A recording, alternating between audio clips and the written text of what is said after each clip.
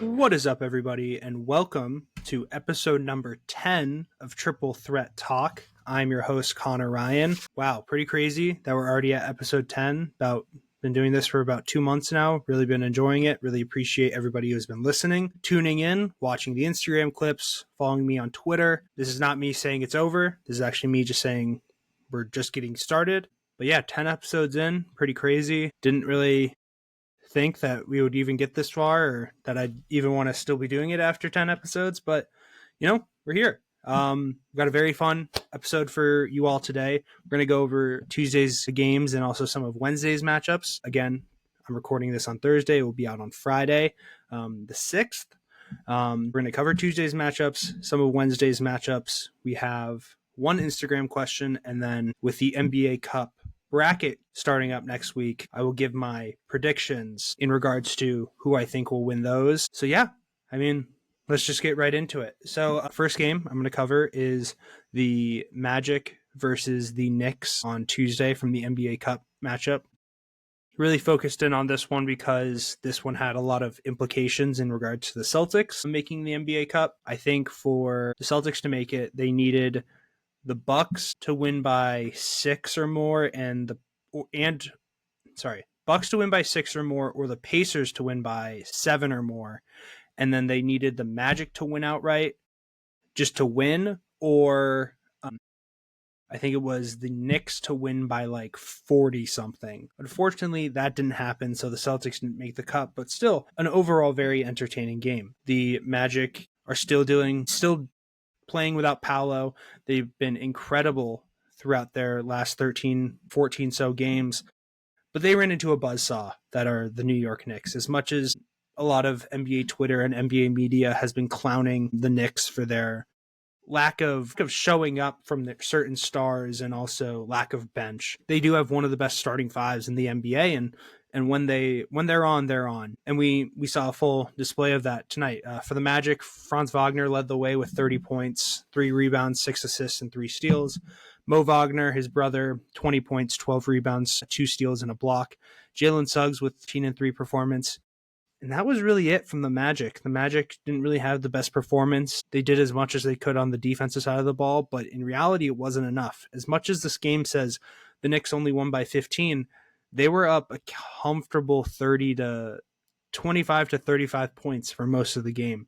It got out of hand pretty quickly, and it showed. The Knicks really do have just such a strong offensive juggernaut in terms of a starting five. They do have very good defensive pieces with Mikal, OG, and Josh Hart, but being able to rely on those three as well, but Jalen Brunson and Karl Anthony Towns as your 2 primary scorers, that really pays dividends in regards to how far your team can go. Cat had 23 and 15. Jalen Brunson had 21 points, 2 rebounds, 4 assists. Josh Hart with a triple-double, 11 points, 13 rebounds, 10 assists, and 3 steals. And then OG Anunoby, 18 points. Mikal Bridges, 19 points. Deuce McBride with 18 points.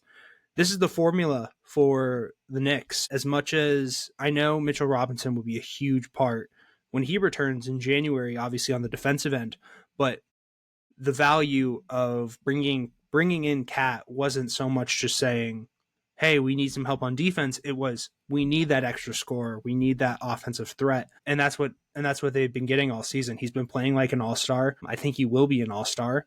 He's one of the best shooting big men in the league, and he's a threat from all levels of scoring. And of course, he had three of the funniest moments, or three like clip-worthy moments throughout the entirety of the game. He had I can't remember who was guarding him, but he had a between the leg no dribble and then like a spin skip pass to Mikal Bridges right into like his shooting pocket, drains the 3 there. He had the touchdown pass, which he tipped to Mikal at the end of the half to bank the 3 in to give the Knicks an even larger lead than they already had. And then he had the Mo Wagner kind of, I'm trying to back you down, but Mo doesn't really move, and he's looking for the foul. So what does he do? Just looks blankly at the ref, casually, fully standing, and then next thing you know, turn around, fadeaway jump shot, drains it. The Knicks are a very good team. They are a very, very fun team to watch, especially when they are clicking on all cylinders. Again, my only concern with them is the defensive side of the ball and then their depth. If any one of their main five goes down, it's then Deuce McBride comes in, and then it's, okay, what now? We don't really have the strongest bench to provide for that. As much as Jericho Sims, as much as Huckabee has been spark plugs at times, they just don't really have enough experienced talent to really give them that prolonged playoff success, that in my opinion at least.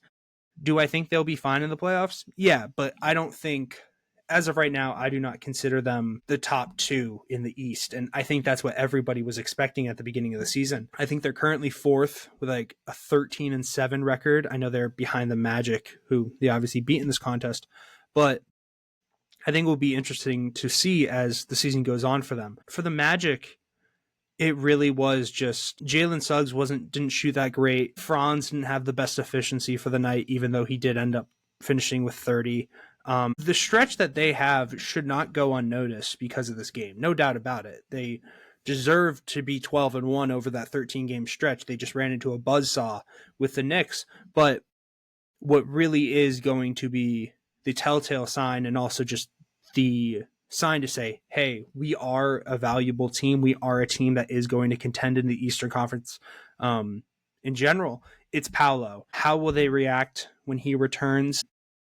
I think him and Franz complement each other so well. Paolo has the ability to stretch the floor and shoot, but he is very much a driver. He's a slasher. He's going to get to the bucket. He's going to help with your bigger forwards. Like, he would be a really good matchup for Cat because of his size, being 6'10", and also being able to have that lateral and just overall directional quickness and speed.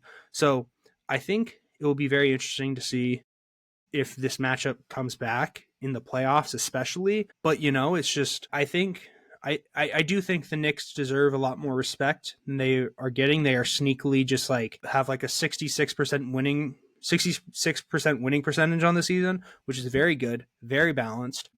There hasn't been, there have been some games where it's been worrying, in terms of just scoring, but in reality, it's just we just need to see more against these upper echelon teams. Like the first night against the Celtics, as much as people were saying was a fluke, what if that is the actual result?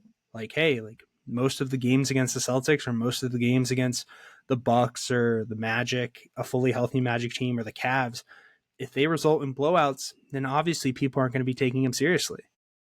And I know that this is a team that's built to win a championship in the next couple of years. There's a reason why they signed OG Anunoby to a massive contract over the summer. There's a reason why they have Josh Hart on a contract. There's a reason why Jalen Brunson decided to take a reduced amount of pay. And you don't do those without kind of saying, or without letting the league know and say, hey, we want to win a championship. So I think a fully healthy matchup would be a little bit more interesting in regards to seeing how do they match up between one another. But I think it will be interesting to see. So yeah, all in all, a good matchup. So next up, Grizzlies went to Dallas to play against the Mavericks, another NBA Cup matchup. Mavericks won 121-116 over the Grizzlies. Ja finished with 31 points, 2 rebounds, 4 assists, 3 steals. Triple J had 16.7 rebounds, 2 assists, 1 steal, and a block. Santi Aldama, who I'm a huge fan of, 15 points, 8 rebounds, 3 assists, 2 steals, 1 block. Desmond Bane, who I think has been massive for their success as of late since his return from injury. 19 points, 3 rebounds, 3 assists. And on the other side of the ball, Luka Doncic, 37 points, 12 rebounds, 4 assists, 4 steals, and a block. PJ Washington, 18 points, 8 rebounds, 7 assists, 1 steal, and 2 blocks. And Derek Lively, 17 points, 11 rebounds, 3 blocks. The main story of this game, though, was CTE Marcus Smart. I'm a Celtics fan. If this is your first episode listening, I'm a Celtics fan. Boo, you can hate me all you want. I don't really care. I love Marcus Smart. He was one of my favorite players. He was one of my favorite players when he was on the Celtics. He still is one of my favorite players. I remember exactly where I was when he was drafted. We had the 6th pick. I was with my mom and my brother. We were going to Steamboat, Colorado. We were living in Colorado at the time. We were living in Colorado and we were going to a baseball tournament of mine. We ended up getting smoked in that tournament, but on the way there, we had an ESPN radio on and they were playing the draft. And Marcus Smart was selected as the 6th overall pick, and I was ecstatic. I loved him at Oklahoma State, and I still love him to this day. But what you have to know, especially and Grizzlies fans are finding out about this, Marcus Smart is going to be Marcus Smart. You're going to get the days where he has the full court press and he gets 6 steals like it's nobody's business. You're going to get the offensive fouls on the opponent where they end up winning you games and everything like that. He'll hit his shots from time to time. But then you're going to get Marcus Smart where he completely forgets how to play basketball at time to time. And that's not a knock. No, it is. It is a knock. For those who didn't see, Luka Doncic dribbled up the ball, top of the key, 3-ball, air ball. And I think it was 111 Grizzlies, 106 Mavericks at this point. And instead of just letting the ball go out of bounds without anybody touching it, Marcus decides, no, I'm going to get it just so we can propel like transition, just so we can get an easy bucket going. Instead, he jumped a little bit too late as the ball was coming down and landed before he was able to get the ball to Triple J back inbounds. So the ball stayed on the Dallas side, and then Dallas went on a 13-0 run to basically close out the game. So that was about with like 2 minutes and 30 seconds remaining. And then I want to say with like 30 seconds remaining, it was, I think it was like 119 to 113. Very much put the game out of reach for the Grizzlies. But, I mean, the thought process is valid. The reasoning why is valid. Like the Grizzlies weren't able to get a bucket, really. They were struggling to get an easy shot or even just to make a shot in general. But you got to in a moment like that, it's very good to say, all right, let's take a moment to reset. Let's take like a natural timeout where we can set up our game plan. We can get down the floor. We can get down the court. We can get our best play going. We can get the ball into Ja's hands early. And instead of just trying to force a run that may not actually happen. So the flaming on Twitter was deserved for Marcus, but when you're in that moment, tensions, adrenaline, the crowd, he knew he wasn't trying to do it to hurt the team. Unfortunately, it worked out like that because then they come down. I think it was Spencer Dinwiddie hit a big shot. PJ Washington hit a big shot. I think Luka might have made a 3. And that's just how a game swings. It'd be different if it was like they were making shots and they were just trying to maintain that lead. But no, they just hadn't been able to score really at all during that period. Or at least in the past couple of minutes up until that point. And that really just propelled the momentum to the Mavericks and led them to get the victory. Luka Doncic with a masterclass, 37 points, 12 rebounds, 4 assists. People are going to say 4 steals and 1 block, really good defense. I think counting stats in terms of defense does tell, hey, good reaction time, just overall physical properties, very good. My concern, I still don't think Luka is that great of a defender. The reason being is just his overall like speed isn't as strong as you would like for most guards, and he isn't as strong as most of those forward matchups that you would actually think he would be put on because of his height. At times he just gets lackadaisical, and it really is like there's a reason why Najee Marshall and PJ Washington are there, where you have like these 2 very good like on ball and off ball defenders in PJ and Najee, and then you have Derek Lively and Daniel Gafford who can very much just control the interior very well with their length and their jumping ability. But even if nobody is asking Luka to be like a Drew Holiday, Derek White level defender, they're asking you to be like, hey, like, just don't be a traffic cone. Just don't get in the way, or don't allow easy development of plays or mismatches, whatever.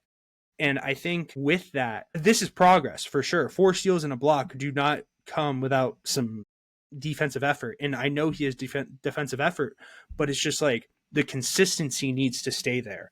If he has a season where he's averaging a steal and is moving his feet well and even gets his conditioning down, and I know I'm saying this coming from a person who is on the bigger side, is able to drop his weight a little bit, then I think it will translate better than most people will realize. Kyrie didn't have a great game, so I think with that, Lucas' focus was on the offensive end, and the 4 steals and a block was just to complement that. So understandable. PJ Washington had a really good game with the 18 points, 8 rebounds, 7 assists.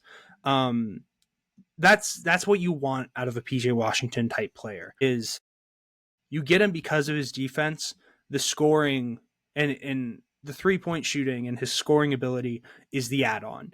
As much as the concern can, like, he did not show up well in the finals last year, and he also wasn't very great in the Western Conference Finals last year, but we got a full display of when PJ Washington is on, he is one of the most like detrimental players to an opponent. And we saw that in the Thunder series, where just his ability to knock down shots and just stop momentum for the other team really is a buzzkill. And yeah, it's just, the Mavericks are a lot better than I expected. I very much was neglecting the Klay Thompson trade because I understood like why he was brought in. He's the third scorer. He is the third guy. Like, he's the open space shooter that most people would love to have. And I agree, his value is important there. But everybody was saying like, oh, his defense is elite. It's like, you're not getting, like, that's when I was kind of talking about, was like when saying like you aren't getting the Klay Thompson of 2017. The shooting may be there. The shooting is going to be there from time to time, no doubt about it. It's Klay Thompson. He's one of the 5 best shooters in NBA history. Is the elite level defense that Mavs fans were like, oh my God, we're getting Klay Thompson. Like, they instantly were thinking of like pre-COVID Klay Thompson, pre-ACL tear Klay Thompson. If that was the case, then it would obviously be a huge concern for the league. But having the Najee Marshalls, having the Spencer Dinwiddies, having the PJ Washingtons of those caliber of players on the defensive end, it relieves their stress. It allows them to play more free, and just overall, like, a great team win. They were down for a majority of the game against the Grizzlies, and then I think they closed it on a 26-7 run over the last like 7 minutes or so. That really does flip a ball game. And I mean, the Mavs are going to be a threat in the West, no doubt about it. Do I see them winning in the West? As of right now, no, but obviously things can change. And there's still plenty of time left in the season. For the Grizzlies, Ja Morant, I mean, he had the quote the other day that he's going to stop doing dunks to prolong his career. As much as people are kind of a little like that's not as fun, it's smart. He is very injury prone. He was out for majority of the season last year, not just because of the suspension, but because of the injury as well. I think he was out for a good amount of time in 2021 as well with injury. And so I think whatever you can do to take care of your franchise point guard and do whatever you can to just make sure he's going to be available as much as possible. Triple J has been playing incredible this season. He's definitely taken a leap in terms of not just on the defensive side, but specifically on the offensive side of the ball. And then what I love about the Grizzlies so much is their balance. Santi Aldama has been, I didn't realize he was 6'10" until pretty early on, until like only a couple weeks ago, but his ability to stretch the floor and shoot. Desmond Bane, obviously, we know the caliber of shooter he is. Brandon Clark is very good on both ends. Jay Huff has the ability to stretch the floor and play very good defense. Zach Edey was injured, but obviously we know the size. We know what he's capable of doing. Marcus Smart is a very good on-ball defender and can hit shots from time to time. Scottie Pippen Jr. has been playing really well. I love this Grizzlies team. I'll actually talk about them in a little bit, but they do have the potential to really be a force in the West, and I think just with that comes time. So I think it will be interesting to see, especially, and this is a very good matchup for both teams. 2 superstar point guards going at each other. Kyrie obviously is one of the best scorers. Triple J is a very good overall player, and then you have a lot of depth on both sides. So yeah, very good matchup, very good game. Next matchup, Kings hosted the Rockets on Tuesday night. Kings won 120-111. Alperen Şengün had 24 points, 8 rebounds, 6 assists. Jalen Green with a really solid 28, 7, and 3 performance. Tari Eason had 16 points and 12 rebounds with 3 steals off the bench. The main story of this one was Ime Udoka and Alperen Şengün getting ejected from the matchup. Or I know Ime got ejected. I don't know if Şengün did, but I know he got a technical, and kind of just like complaining about the lack of foul calling in terms of what I think it was about 2 minutes left, and Alperen Şengün was driving to the basket and just didn't get a foul call. And Ime stormed onto the court and had some words for the ref. The ref teed him up twice, threw him out of there. And Ime actually said after the game, in regards to the ejection, Udoka criticized the refs directly by saying, "You're calling ticky-tack moving screens like little shit like that, but you don't want to call the obvious ones right in front of you." That was it. I thought Şengün got fouled a few times on that drive and on the layup, and they don't want to call it. So I told them to get some fucking glasses and open your eyes. Dad, before you say anything or before you text me, that is a quote from Ime Udoka, current Rockets head coach. Thank you. Yeah, I mean, it was a physical play. I don't think it wasn't the ref's intentions to say, yeah, like we're not going to call the foul so we can let the play just run. Obviously, if you were to slow it down or if you were to look at it again, then sure, it might have been a foul. In the real time, it wasn't. And I think that's what I have an issue with most of kind of the players in the league, where they kind of complain about foul calls like that.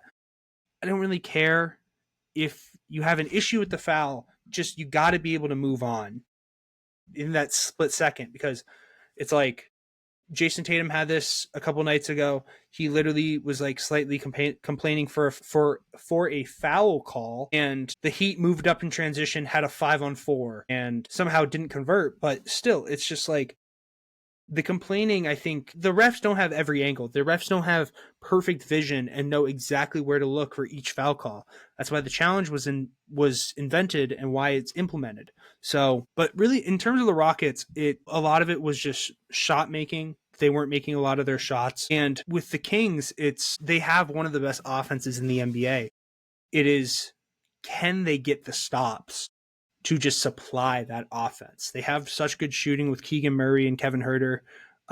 Malik Monk is a very streaky shooter. And then you have a big three of De'Aaron Fox, DeMar DeRozan, and Domantas Sabonis, who, albeit not great perimeter shooters, but they all have the ability to pass. They all have the ability to drive, to kick, to knock down mid-range shots, and to really just size up their opponent. So for the Rockets, as much as this loss hurt, and I thought they were going to win this matchup, they're still in the cup. But like having performances like that from Tari Eason off the bench of 16, 12, and 3 steals, those really help propel your team. I think my thing with the Rockets is I think they should bench Jalen Green and put in Amen Thompson. If you go out with a lineup of Fred VanVleet, Dylan Brooks and Thompson, Jabari Smith Jr., and Alperen Şengün, first off, great defense because of Amen Thompson, Dylan Brooks. Alperen Şengün has really stepped up his defensive ability, and Jabari Smith even. You are also giving the trust to a younger player in Amen Thompson, who really is a difference maker. You allow Jalen Green to have this flexibility and freedom to take the shots that he wants to take when he is on the floor. He doesn't have this almost like barrier of saying, hey, like, you got to pass it off to Fred. You got to pass it off to Şengün. It really gives him the space and the overall like ISO ball situations that he wants to be in more naturally. It isn't as forced. And I do think he is somewhat of a defensive liability. And for a team like the Rockets, who are already very good defensively, why not double down on that? Like, there are plenty of times where the Celtics could say, hey, Peyton Pritchard, you're going to start whenever like Drew Holiday or Derek White goes down. he hasn't started because of the spark he brings off the bench. I think Jalen Green could really bring that spark. If you go in with a second unit lineup with like Reed Shepherd and Jalen Green, I would feel really confident with that duo, honestly. So I don't know, it's obviously just a suggestion, but I think because of his shooting struggles, because I think just something needs to change. It almost looks like he has too much pressure on himself. So that would be my suggestion. But obviously, I'm not an NBA coach, so it is what it is. For the Kings, Domantas Sabonis, 27.7 rebounds, 4 assists. De'Aaron Fox, 22.6 rebounds, 7 assists, 3 steals. And Malik Monk with 17 and 12. 7 players in double figures for the Kings. And that is Kings basketball. There isn't really, like, obviously with like the Wolves, Anthony Edwards, with the Thunder, Shai Gilgeous-Alexander, with the Mavericks, Luka Doncic, Warriors, Steph, Bucks, Giannis and Dame. With the Celtics, it's JB and Jalen, or JB and JT. The list goes on. The Kings don't have that alpha scorer where they are looking to try and get 30, looking to try and get 35, 40, whatever it may be. So the balance is what's most important for them. And 7 players in double figures, and 2 of them in the 20s. And I know DeMar had upper teens, and Malik Monk obviously had the 17. That's like their winning basketball, kind of, in a way. So with the Kings, it's very much like, where can we find the defense in our offense? And with the Rockets, it's where can we find the offense in our defense? And so this is like another good matchup. I don't know. I think the Kings might end up as a play-in team just because of how deadly the West is. But the Rockets are playing much better than people expected them to. They are playing above average. And I think they really might make a push and will probably get home court for a series. So maybe an early season hot take, but I don't know. But good matchup. Good matchup for sure. Final matchup from the Tuesday slate. We got the Nuggets defeating the Warriors 119-115. This was Golden State's 5th straight loss. I'm actually going to pull up the record of the Warriors because they were the 3 seed at, I want to say, like 12-3. And now they are all the way down to 12-8. They are the 6th seed, and they were in control of this game. They really were. Steph Curry had 24.7 rebounds, 11 assists. Jonathan Kuminga with 19 points, 5 boards, 2 assists. Podziemski, 13 points, 4 rebounds, 4 assists, 2 steals. I do think they need to make a move at the deadline where they give up like a Moses Moody and maybe a Kuminga for a more viable scorer. Maybe a Cam Thomas. I really like him there. Obviously, he is recovering from an injury right now, but the depth really does work for Steve Kerr. The issue is you only get 5 players out there, and when in your 12 or 11, Lindy Waters isn't really scoring, Moses Moody isn't scoring, Buddy Hield isn't hitting the shots that he's supposed to do. Draymond Green has never been the scorer that he's never been the player of the scoring level to his defensive level. Kevon Looney isn't the scorer that people think he is. I do think they need another player there to kind of alleviate the stress off of Steph and Andrew Wiggins. And like, Andrew Wiggins is a very good third option. If you get a scorer of caliber in between the Steph and the Wiggins area, then boom, you have a very good set. I do like the idea of them maybe going after a Jimmy Butler, because that keeps with their defensive identity. It brings in veteran leadership. It brings in playoff experience, but also somebody who is extremely clutch and can make clutch plays and also just kind of settle down a team. But they were up in this game. They went on a big run in the 4th, and then they squandered it. And a lot of that had to do with turnovers and clutch shooting. But huge night from Nikola Jokic, 38 points, 10 rebounds, 6 assists, 5 steals. Michael Porter Jr. with 22.7 rebounds, 2 assists, and Aaron Gordon with 15 points, 9 rebounds, 5 assists. This game will be remembered because of the Christian Brown controversy at the end. And for those, again, who didn't watch, with about, I want to say it was like 6 or 7 seconds remaining, there's a loose ball. Christian Brown dove for it, and he kind of rolled over. and turned his body in a positioning that would look like a travel. No travel was called.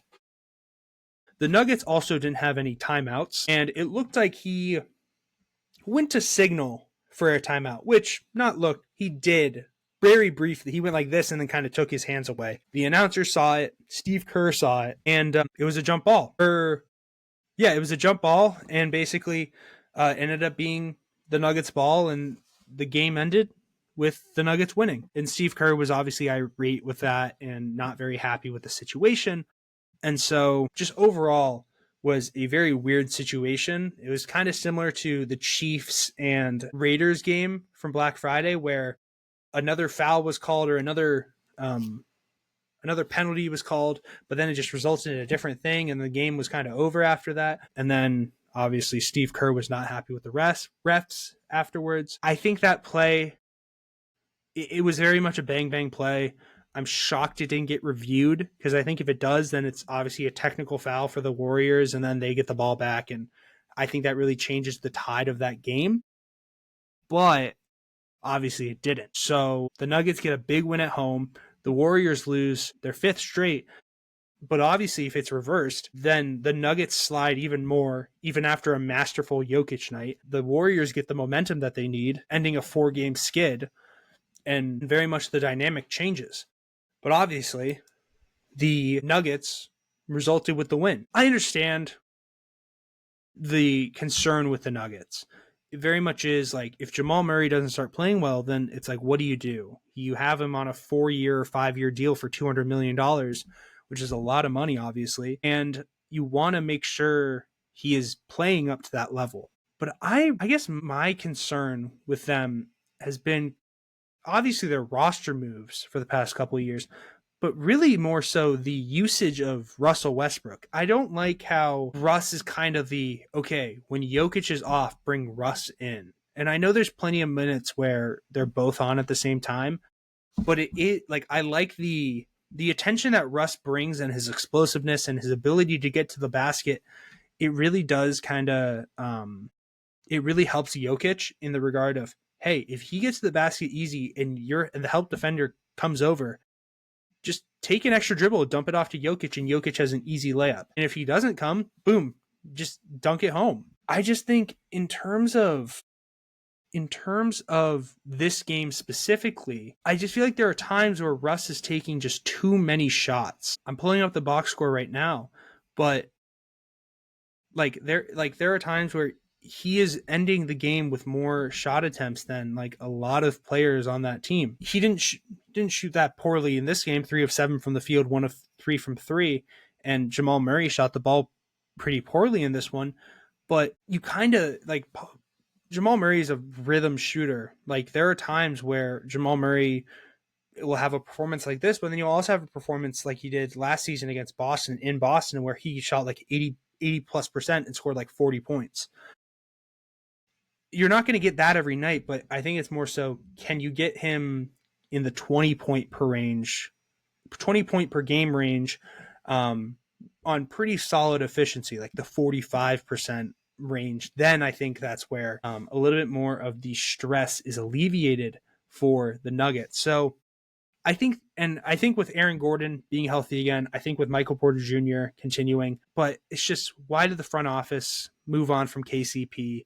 Why did they move on from Bruce Brown? Those are 2 players that were crucial to their playoff runs / championship runs, and you don't bring them back. So I think it was a little bit odd, but I don't know. Really, really good game, but just 2 teams that I think that are better on paper than they are showing in game. I think the Warriors, I think they both need to make a move. I think for the Nuggets, they just need another role player another veteran role player to help with the development of Peyton Watson, Julian Strawther, and Christian Brown.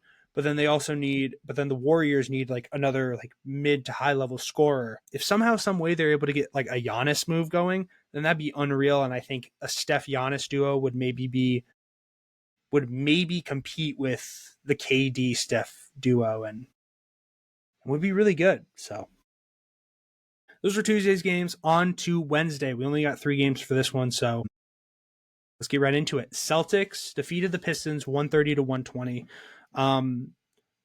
No Jason Tatum and no Drew Holiday for the Celtics in this one. And no Asar Thompson for the Pistons. He's still dealing with injury management. But overall, a very good game. Tobias Harris, 27 points, 3 rebounds, 2 assists, 2 steals. Cade Cunningham with a near triple-double, 27 points, 9 rebounds, 14 assists. And Malik Beasley with 23 points and 4 rebounds. Going into the fourth, this was very much a all Celtics game.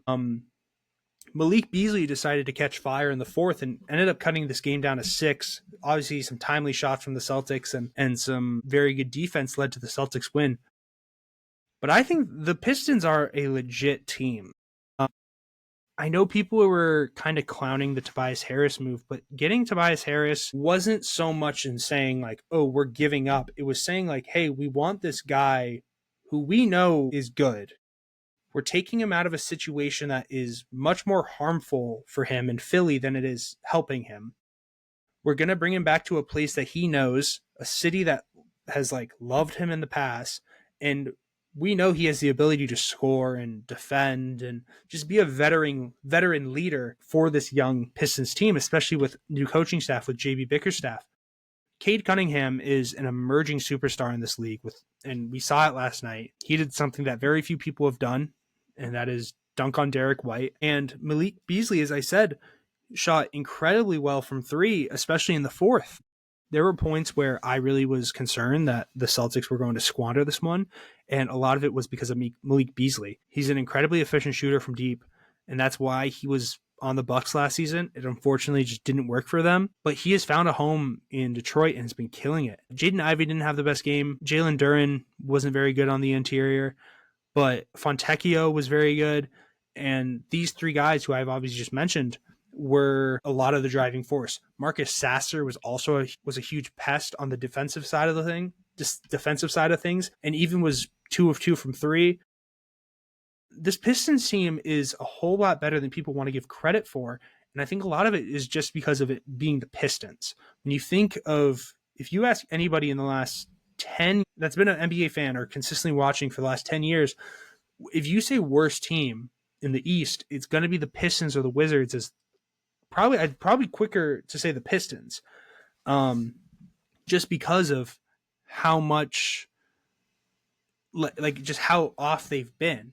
Like obviously they had the championship in 2003, but then it's been so long since they've had like a formidable team or really a good playoff run in general.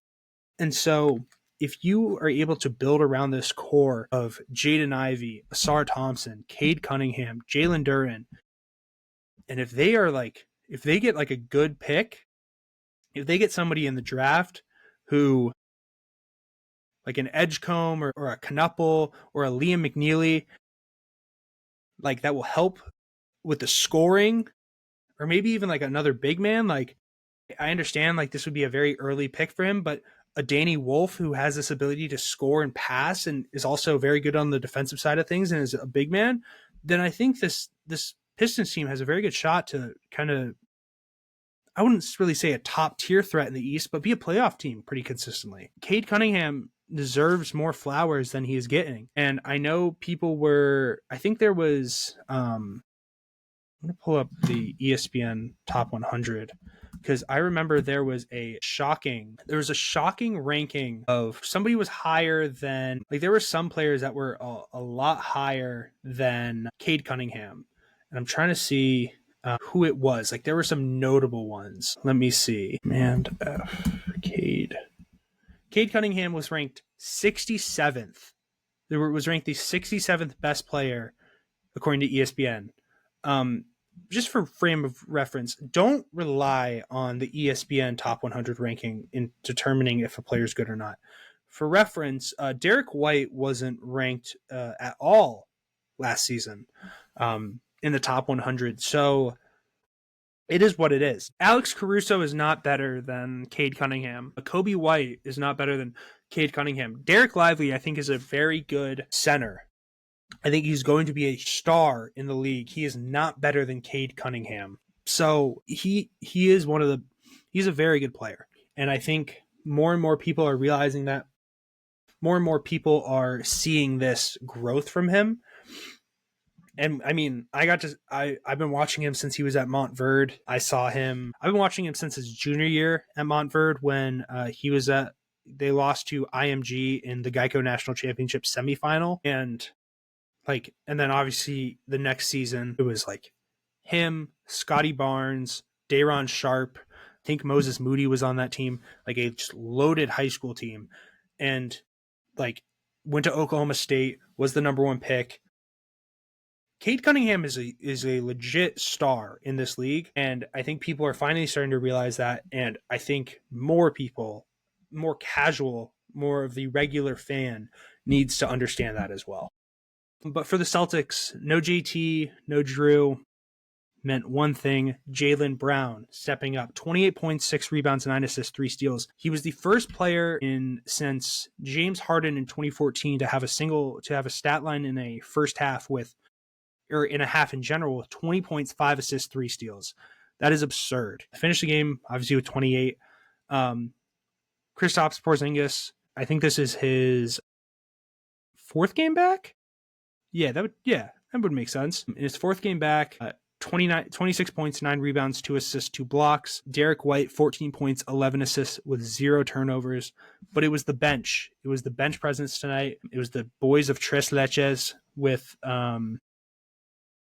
Luke Cornett, Sam Hauser, and Peyton Pritchard. Luke Cornett has been incredibly important for the defensive side of things. His interior presence has been really disrupting. He had 2 blocks in this one, as well as 8 rebounds and 9 points. And then Sam Hauser and Peyton Pritchard played unreal in this one. Sam Hauser, who was out of Monday's game against the Heat due to personal reasons, came with a vengeance, scoring a season high for him with 20 points, I think on 5 of 7 from 3.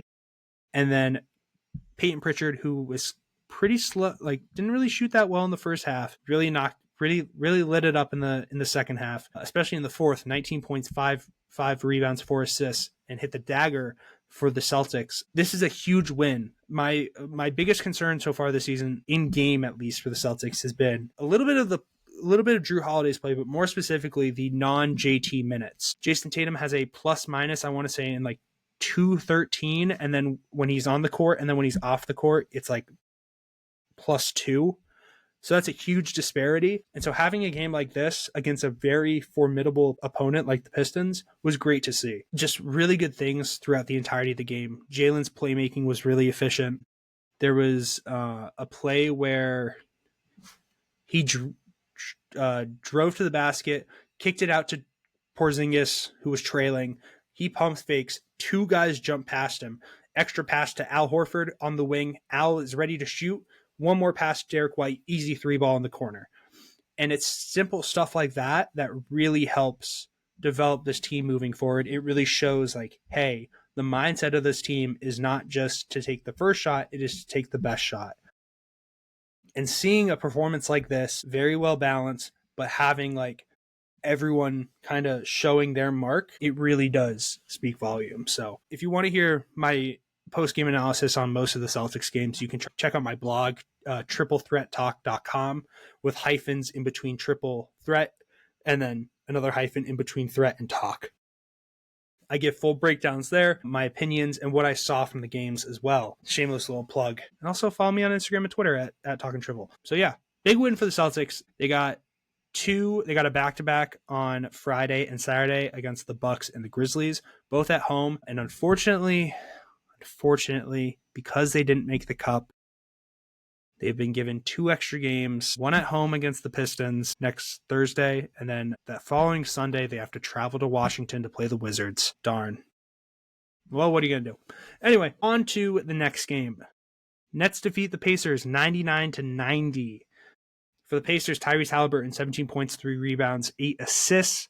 TJ McConnell, 14 points, 2 rebounds, 2 assists. Spicy P, 6 rebounds. Best player of the night, though, for that game was Cam Johnson with 26 points, 7 rebounds, 1 assist, 2 steals, and a block. Nick Claxton with a 16-8 performance. And Shake Milton, who has been really stepping it up lately off the bench for the Nets. 15 points, 3 rebounds, 4 assists, and 2 steals. The Pacers need to figure it out. I really don't know what's going on. They obviously They are without Isaiah Jackson. They're without James Wiseman. They've been without a couple of players, but the core of that team is still there. They got Benedict Mathurin back, who was injured during the playoffs last season. So I really don't know what's going on. Like, Tyrese had a really good game on the road on, I think it was Tuesday, against the Raptors, finally. And they even lost that game. But to go into Brooklyn and to face the Nets, who very much said over the offseason with trading away Mikal Bridges, like, we are trying to lose games. And to also be without Cam Thomas is deplorable. It is shocking how to get embarrassed like this. With every game, it looks like the Pacers Eastern Conference Finals run is more and more fake. Tyrese is very much a very good player. He is not playing up to that level. Pascal Siakam is not playing up to the level that he should be. Miles Turner is not playing up to the level that he should be. And neither is Benedict Mathurin. If you don't have your four main guys playing up to the level that they should be, then I don't know what you expect to happen. You're going to lose. You're going to lose a majority of the games. You're going to lose games that are embarrassing. A lot of it comes with pressure. A lot of it comes with just like saying, hey, we are a team at the spotlight. We are a team in that upper echelon. We have to prove it now. And they just haven't been able to so far this season. And it's really disappointing, to say the least. For the Nets, great win. Huge win. They've definitely exceeded my expectations. Like, I don't think they are anything like crazy in terms of, actually, no, they're the 8th seed. They're 10-13. They're doing better than the Pacers, the Bulls, obviously better than like the Sixers, the Raptors, and stuff like that. But having nobody was expecting the Nets. Everyone was even myself, everyone was expecting the Nets to be a low level team. I thought that the Pistons were going to be bad. I thought they were going to be another really bad team, but they are both playing really productive basketball. And I think a lot of that has to do with the development of Cam Johnson. Cam Johnson, who I thought was a great pick for the Suns back, I think in 2021. He has really developed his game. He was a very good defender. He was a very good 3-point shooter, but his shot creating ability and his playmaking have really taken a step up this season. And yeah, it's just really great to see, really impressive to see as well. So shout out Cam Johnson, shout out the Nets. And Nets head coach name. Jordi Fernandez deserves a lot of recognition in terms of being a possible coach of the year candidate. Again, no one was expecting the Nets to be as good as they are. And I'm not saying they're like top tier in the East good, but they're solid. They are definitely in the playoff contention right now, or at least the play-in contention. And a lot of it is because of Jordi Fernandez. He has really helped give an identity to this team. And I think he will be a coach for this team for a very long time. So shout out Jordi. Shout out the Nets. And yeah, just really concerning for the Pacers more than anything. They're a very good team. They have all the pieces that they need. Rick Carlisle is a great coach. They have a great fan base there in Indianapolis, but they are just falling short. It's as simple as that. But that wasn't even the most embarrassing game of the night, which this one is. Heat defeat the Lakers 134-93. Yep, that's right. A 41-point difference for the Los Angeles Lakers to lose by. There was only one bright spot for the Lakers, and it was LeBron James, who had been struggling the past couple of games, wasn't shooting the ball well. Lakers have been very much in a skid. In fact, they are sitting in 9th, half a game up on the Spurs and the Timberwolves, and only a half game back on the Nuggets in terms of seeding in the West. But LeBron James, 29 points, 5 rebounds, 8 assists, and that's where all the good ends. Anthony Davis, 8.7 rebounds, 5 assists. Dalton Knecht had 2 points. I think D'Lo might have had double digits. Rui shot well. He had 12 points or something. The Heat came to play. They had 31 points. Tyler Hero had 31 points, 5 rebounds, 4 assists. Jimmy Butler had 17 points, 9 rebounds, 5 assists, 2 steals. Bam Adebayo, really efficient game of 14 points, 10 rebounds, 7 assists. They had 6 players in double figures, and as a team, they shot 51% from 3. They took advantage of this Lakers team. They broke them down. They found their weak spots and they annihilated them. Tyler Hero had, I think he had made, in the third quarter, he made 7 threes, and 6 of those were just back to back to back. And that is demoralizing to face. But that doesn't excuse the effort that the Lakers showed. The Lakers, for the last 2 seasons, and even a little bit into this season as well, the last 2 seasons they have been criticizing Darvin Ham for his coaching, which is warranted, which is valid. He's not a very good coach. He is very early into this coaching stuff. And especially being thrown in as a head coach, and especially being the Lakers for your first head coaching job, is not an easy task. That was very much my concern with JJ Redick going into the season was, will he be able to stay afloat? I think he will, but he's learning that his scheme can work with the players that he needs. The issue is the Lakers front office, aka Rob Pelinka, did not do that. They really thought that their issue was Darvin Ham, and he was the scapegoat for a lot of their issues last season. But it is more than just that. You have a aging LeBron James who is going to be 40 by the end of this month. You have Anthony Davis, who I think is about 30 something. He's getting close to like 33 area, or if he's not already. Austin Reeves was out with this game due to a back injury. Dalton Knecht is a rookie. D'Angelo Russell hasn't been playing well. Rui Hachimura hasn't been playing well. Max Christie isn't doing well. There are just too many gaps on this team. As much as people want to shit talk the Celtics or talk smack about the Celtics having a super team, yeah, sure, we do. But guess what? We have the team.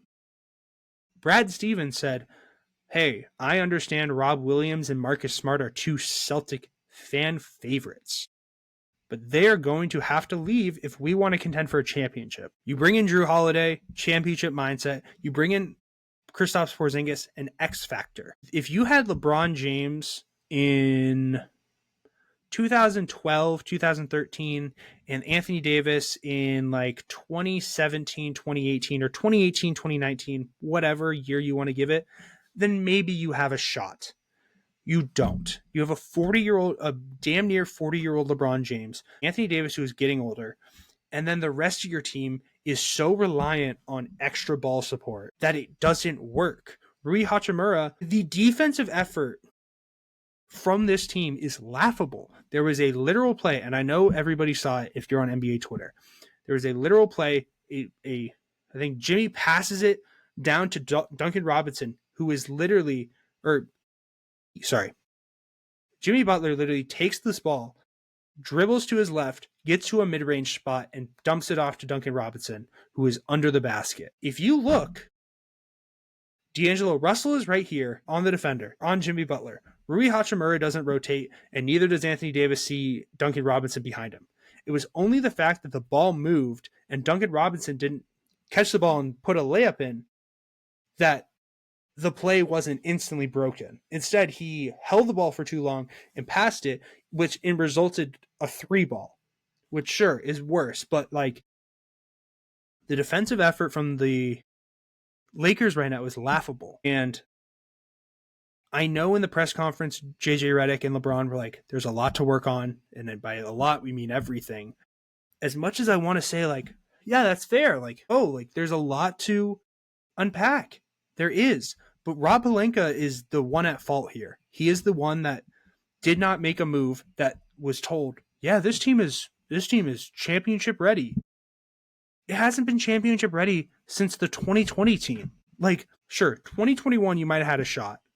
22 you lost to Nikola Jokic that was 2023. 2023 you lost to Nikola Jokic and basically on his way to winning Finals MVP. And then last year you do it again. You clearly have a kryptonite in the Denver Nuggets, who, sure, as much as I've criticized them for losing Kentavious Caldwell-Pope and Bruce Brown over the past couple of years, they've at least have 4 or 5 guys on their team who are very trustworthy scorers and have the ability to create, have the ability to move the ball, and are confident with the ball in their hands. LeBron James, Anthony Davis, and Austin Reeves and Dalton Knecht at times. That's where the list ends. Other than that, I wouldn't really say there's many people on the Lakers that I truly will say, yep, I want the ball in their hands. I'm going to say it. There's no one else actually on the Lakers that I would want that I could say that for. I feel more confident with JJ Redick being out there as a player than I do the Max Christie, D'Angelo Russell, Christian Coloco, and like Rui Hachimura half the time. A lot of it has to be figured out. It has to be figured out pretty quick. And it's not on JJ. It's not on Braun. AD did not have a good game, but guess what? AD was not going to have a game. Sure, you give Anthony Davis 28 points in this game. Guess what? You still lose by 21. That's all I got to say. That's all I got to say. That's the recap. Sorry for going on a little bit of a Lakers rant. It's weird because I'm a Celtics fan. Shout out the Heat in this one. They had a really good game, really great game plan. I'm loving the ability that Tyler Hero is showing with his shot creating ability.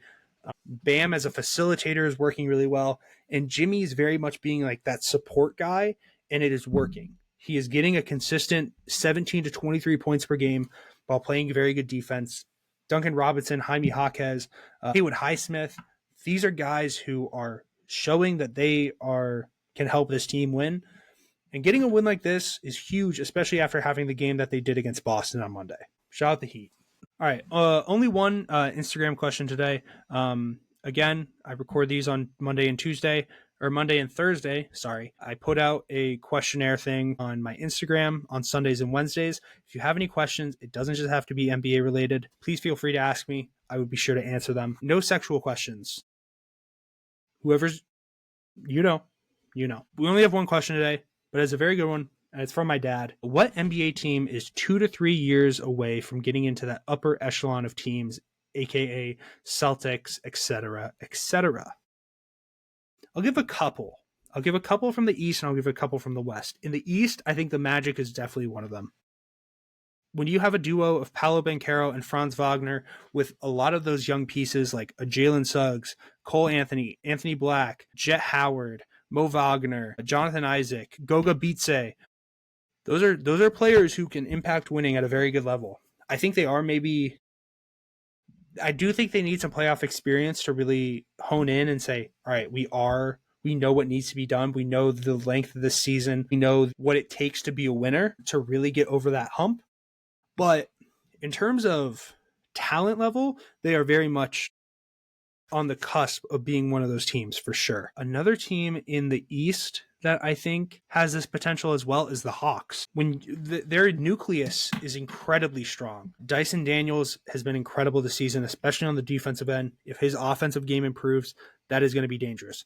Trae Young, we know the type of offensive assassin he can be, not only just in terms of shooting, but also in terms of playmaking. Jalen Johnson has been incredible. I think he might even win most improved player. I've been a huge Jalen Johnson fan since he was in high school. He went to Duke, and now he's finally getting his showcase and his moments to show the kind of player that he is. Zachary Richauche is going to develop, obviously, and get better and better. Bogdan Bogdanovic is an incredibly streaky shooter and is very good. DeAndre Hunter is a very good player. Onyeka Okongwu was shadowed by the Ball brothers at Chino Hills for so many years. And when he finally got his moment, he showed, hey, I am one of the best players in the country. And he won Mr. Basketball in Mr. California in basketball that season. They are a very young team. That is, and with time, with development, with growing with one another, they're only going to get better. So I would say out of the East, the Magic and the Hawks for sure are the two teams in that case. For the West, I would say the Rockets, but I feel like they're kind of already on that edge. I think it's like a 1 year period. For the West, I think it's a team where I think they really are like 2 to 3 years away is the Grizzlies. I think if they stay together, if they are able to grow together, if they get some playoff experience, all of them, like Triple J, Desmond Bane, John Morant, that's a deadly trio right there. And then you have the support players of Santi Aldama, Brandon Clark, Scottie Pippen Jr., Jay Huff, Zach Edey. Those guys will only get better with time and obviously are going to be a threat in the West. And They are already a 4 seed this year. If they beat the Mavericks the other night, then they would have been a clean 3 seed at 15-7. But 14-8 is nothing to hang their hats on. And I think they are one of the most underrated teams in the NBA, actually, and just incredibly dangerous. They are extremely well balanced, have a great amount of depth, but I think they just need more time to develop and play with one another in regard to getting to that upper tier. And I guess this is maybe a little bit of a shocking one, but the San Antonio Spurs, I think Victor Wembanyama is ridiculous. He is going to be one of the best players in the NBA in a very short amount of time. He is one of the highest marketed players already, like a 7'4" Frenchman who can shoot like Kevin Durant at times and has one of the best defensive profiles that we've seen in recent history. Chris Paul, I think, is getting this team in the direction and showing them like, hey, this is what needs to be done in order to win games and in order to be a true team. But Stephon Castle is really making a push in the Rookie of the Year race. First off, fire nickname of Area 51 between Stephon Castle and Victor Wembanyama. Being able to have a true center and a true point guard, being able to develop with one another, that really is going to make it easier for the two of them to build chemistry and also to just get others involved when they are ready. Jeremy Sohan, I think, is very underrated. I used to hate on him big time. Now I'm kind of turning into a fan of him because of his playmaking ability and his defensive impact. Harrison Barnes currently is another veteran. Having Devin Vassell, Keldon Johnson, Julian Champagne, those are guys who are going to help win. And if you get a free agent, if you get another very good draft pick, like this draft class coming up is very, very strong. And I'm going to look at Tankathon real quick just to see in terms of what the draft order is looking like. The Spurs have 2 picks in this draft. They have Atlanta's because of the DeJounte Murray trade. So they get Atlanta's, and that's currently in like the 17th pick right now. And then they also are getting their own, which is huge for them. So if they are able to get 2 solid players, like a scorer and another like two forwards to go along with Keldon Johnson and like Devin Vassell, and then you have Jeremy Sohan, Wemby, and Stephon Castle, I really do think this team could be a threat. I think they will be a threat. Like they're already playing very well this season, and they just need like some more guys. And having Popovich as your coach is a huge part, because that is just one of the best NBA masterminds you could have. So thank you again to my dad for that question. And yeah, we're going to get right into the final segment of this episode. I know it's a little bit of a longer one, but I appreciate you all that are still here and listening, because we're going to go over my NBA Cup predictions. I'm not even going to bring up my NBA Cup predictions from before the tournament started, because I think half of those are wrong. I think I called the Warriors being in it. I think I called the Knicks being in it, and maybe the Bucks. I don't even know. But the Cavs and Celtics didn't make it. The Nuggets didn't make it. The Lakers didn't make it. So it's on me. That is on me. But, you know, it is what it is. So I know on December 10th, we have the Mavs and the Thunder playing, and then the Magic at Bucks. Mavs and Thunder, I think the Thunder are going to win. I just think they're too strong defensively. Getting Isaiah Hartenstein back has really changed the dynamic of that team. And I think they're just going to cause a lot of disruption for Luka and Kyrie. And I just think Shai Gilgeous-Alexander is playing at a truly an MVP level, to where I think the Thunder are going to slow down. They understand the circumstances. They understand what it is going to take for them to try and win it all. And I just think J-Dub is playing at an incredible level. I think the players around them, Lou Dort, Cason Wallace, Aaron Wiggins, Alex Caruso, they are stepping up. But I think Isaiah Hartenstein really will be the X factor in this game. And I think the other Jalen Williams will actually be back by the time of this game is played. So I think that will really help the Isaiah Hartenstein minutes, especially getting like kind of 2 big guys in there to counter the Gafford and Lively minutes, or even Lively, PJ Washington, Lively, Najee Marshall, whoever the big and whoever that bigger forward is. So I got the Thunder in that one. Magic at Bucks. If this game was in Orlando, then I think my I think it might change, but I'm going to go with the Bucks. As well, if Paolo was playing in this game, then I would choose the Magic, regardless of where it is. I just think their defense is very talented. I just think they would have a lot more balanced scoring, but you are asking a lot out of Franz Wagner to try and go into Milwaukee and beat one of the best duos in the NBA in Giannis and Dame. So yeah, I got the Bucks. I think they're really resurgent. Their resurgence as of late has been very good, albeit maybe because of scheduling. I think they started 2-8 and now they're like 10-9, but I think a lot of that has been because they're playing a lot of teams under 500. So I think this would be a very good test. I know they have the test on Friday, but they are getting Chris Middleton back against the Celtics. So I think it'll be interesting to see. So, but I got the Bucks in this one.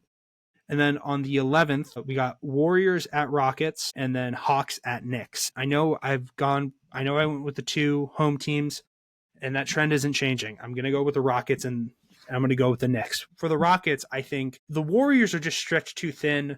If the Rockets are able to just continue with their defensive impact, if they're able to continue with their if they're able to just maintain their offensive stability, then I think they're definitely going to win this matchup. But I do think this will be a very good game, no doubt about it. And then for the Hawks and the Knicks, I think the Knicks got extremely lucky with this draw. But also, who knows? The Hawks might just be like the biggest like ceiling raisers of all time. Like they might just kill like every top team in the East and then just lose to every bottom team in the East. And then they just end up as like the 8 seed again. But no, I think this would be a very good matchup. Like Trae Young versus Jalen Brunson is going to be an interesting matchup to see. And then just like Dyson Daniels versus Josh Hart, Jalen Johnson versus OG. Like how are these matchups going to look? But I think the Knicks are going to be the winners in that contest. So yeah, for semifinals, Knicks versus Bucks, Thunder versus Rockets. These will be neutral site games in Vegas. I think like that following weekend. So only like a couple days after. Knicks versus Bucks. I got the Knicks. I just think there are too many pieces on the Knicks right now for a struggling Bucks team against 500 teams, and I think the Knicks are the epitome of a team that can just demoralize the Bucks. I think Giannis will still get his way, but they do have the defensive matchups to lock down Damian Lillard with Josh Hart and OG. So I do think the Knicks are going to be the Eastern Conference representative in the NBA Cup final.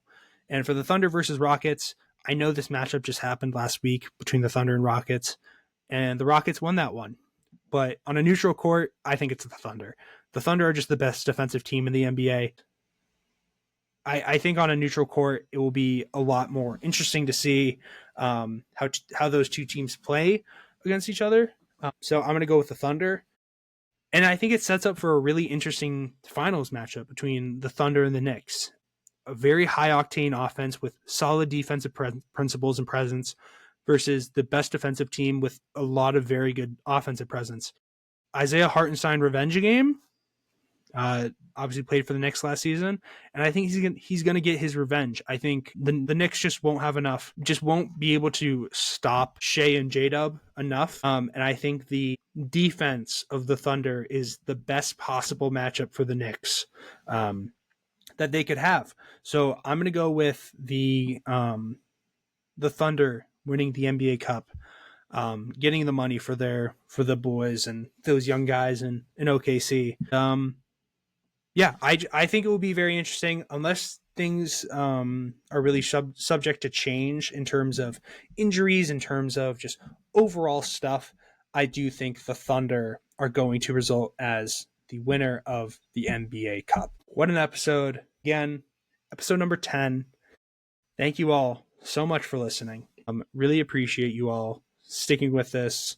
If you're a friend of me, you're a friend of the program. If you're a friend of the program, you're a friend with me. Again, follow me on Twitter at Talkin' Triple, Instagram at Talkin' Triple. Be on the lookout for the TikTok account that I'm going to be restarting up. I had it up at the beginning of this. I ended up stopping using it because it was really hard to upload videos. But now I got a system. So yeah, Jordan Crawford. Actually, no, Marcus Thornton. Famous Suns legend. Shout out Marcus Thornton. I hope you all have an incredible weekend. I will see you next Tuesday for the next episode. Peace.